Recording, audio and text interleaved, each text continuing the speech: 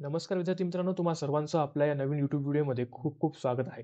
तर मित्रांनो, काही दिवसांपूर्वीच एम-एच लॉ सी-ई-टी या एक्झामचा सिलेबस आणि पेपर पॅटर्न चेंज झाला आहे. तर आपण आजच्या व्हिडिओमध्ये या एक्झामचा सिलेबस, पेपर पॅटर्न आणि एलिजिबिलिटी क्रायटेरिया काय असणार आहे हे पाहणार आहोत. त्यासोबतच मी व्हिडिओच्या शेवटी तुम्हाला सांगेल की या एक्झाममध्ये तुम्ही मॅक्स टू मॅक्स मार्क कसे स्कोर करू शकता आणि तुमच्या आवडीचं कॉलेज कसं घेऊ शकता.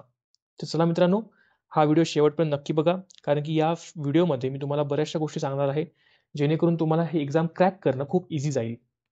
तर चला आपण व्हिडिओ लगेच सुरुवात करूया. आता सगळ्यात पहिलं आहे एल-एल-बी 3 इयर्स सी-ई-टीसाठी. आता मित्रांनो, मागच्या वर्षी ही एक्झाम टोटल 150 मार्क्सची होती. 1 mark for each question. So 150 क्वेश्चन्सची ही एक्झाम होती. पण यावर्षी म्हणजे 2025 पासून ही एक्झाम 120 मार्क्सची ठेवण्यात आली आहे.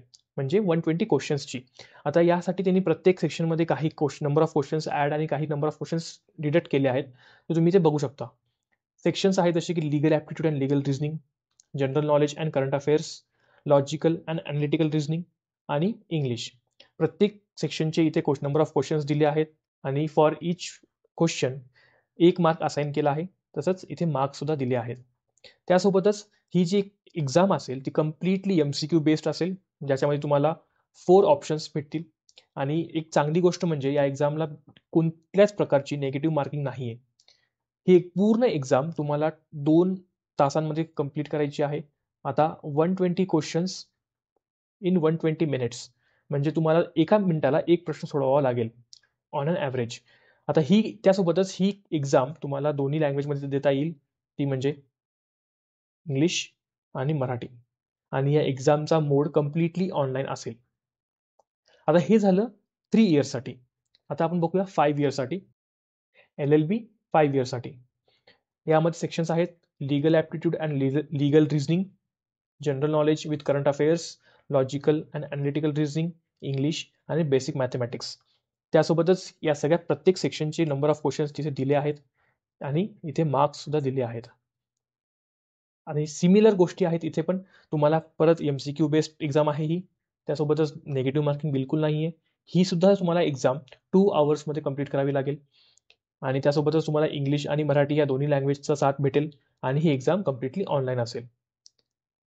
आता मेन मुद्दा येतो तो म्हणजे एलिजिबिलिटी क्रायटेरिया, की बाबा कोणते विद्यार्थी ही एक्झाम देऊ शकतात. सगळ्यात पहिला क्रायटेरिया आहे the candidate should be an Indian citizen. तुमची नॅशनॅलिटी इंडियन पाहिजे. हे एक मस्ट क्रायटेरिया आहे. त्यासोबतच या एक्झामला कोणत्याही प्रकारचं एज लिमिट नाही आहे, तर तुम्ही कोणत्याही एजपर्यंत ही एक्झाम देऊ शकता. थर्ड क्रायटेरिया आहे तो म्हणजे कॅन्डिडेट मस्ट हॅव पास 10+2 म्हणजे 12th with an aggregate of 45% marks for general category आणि 40% marks for SC ST category from a recognised board or university. म्हणजे जनरलवाल्यांना 45% मार्क्स लागतात 12वीमध्ये. त्यासोबतच जे कॅटेगरीमध्ये आहेत एस-सी, एस-टी, ओ-बी-सी वगैरे त्यांना 40% लागतात.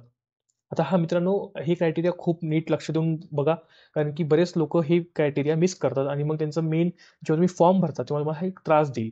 इथे इथे पण तेच दिलं आहे. Candidate must meet the minimum aggregate criteria for MHT CET law. आणि त्यासोबतच इफ इन केस कोणताही विद्यार्थी 10+2 एक्झामिनेशन म्हणजे 12वीची एक्झाम देत असेल, तर तो सुद्धा ही एक्झामला अप्लाय करू शकतो. आता मित्रांनो, ही पूर्ण झाली माहिती आपली पेपर पॅटर्न, सिलेबस आणि एलिजिबिलिटी क्रायटेरियाबद्दल. तर मित्रांनो, आपला हा व्हिडिओ आपण इथेच थांबूया. तुम्हाला अजून कोणते डाउट्स असतील किंवा तुम्हाला कोणत्या गोष्टी नसतील कळाल्या, तर प्लीज मला कमेंट डाउन करा. मी त्याच्यावरती नक्की व्हिडिओ बनवेल आणि तुमचा प्रॉब्लेम सॉल्व्ह करण्याचा प्रयत्न करेल. तर चला मित्रांनो, आपला हा व्हिडिओ आपण इथेच थांबूया. धन्यवाद.